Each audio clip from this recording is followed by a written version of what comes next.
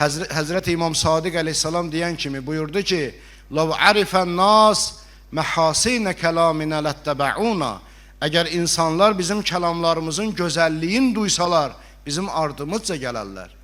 Biz gözəlliyi çatdırmalıyıq kəlamla, əməllə, inancla, davranışla, rəftarla. Bununla eləyə bilərsən ki, sən ürəkləri ələ ala bilərsən. Və Həzrət Əli bunu bizə deyir.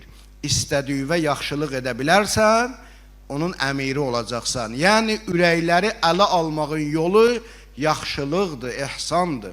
Həzrəti Rasulullah sallallahu aleyhi və alihi və səlləmin bir mübarək duası vardı. Həmişə belə dua eləyərdi. Deyərdi ki, siz də bu duanı həmişə eləyin.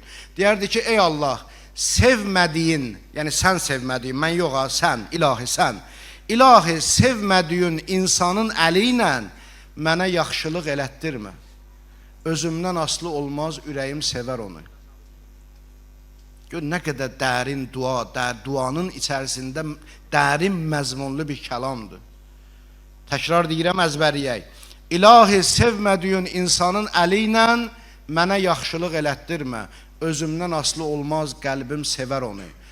Həzrəti Rasulullah işin nəticəsini deyəndən sonra bunu da bizə deyir ki, bu sevgi qeyri-iradidir, qeyri-şuuridir. Özümdən aslı olmaz, ürəyim sevər onu. İnsan özündən aslı olmayaraq qeyri-iradi yaxşılıq edənə qarşı məhəbbəti artır, simpatiyası artır, ona qarşı münasibəti dəyişilir. İstəyirsən yoxla günən. Məsələn, bir insanla münasibətin yoxdur, amma ondan bir yaxşılıq sənə dəydi.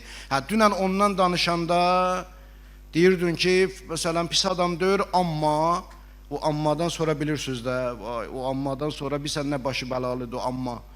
O ki danışanda dedilər ki, filan kəs yaxşı adamdır, amma onda qulaqlarınızı tutun, bilin ki, daha gəldi, qeybət gəlir ammadan sonra. İndi dünən belə deyirdin, amma o ki yaxşılıq deyib, düzdür, mən onun barəsində belə fikirdəydim, amma çox da pis adam deyir. Burada ammadan sonra dəyişildi, çox da pis. Bu avtomatik olaraq, yəni qeyri-iradidir. Bunu Allah bu cür yaradıb bizi. Allah bunu qəlbimizə qoyub, fitrətimizə qoyub, ruhumuza qoyub bunu.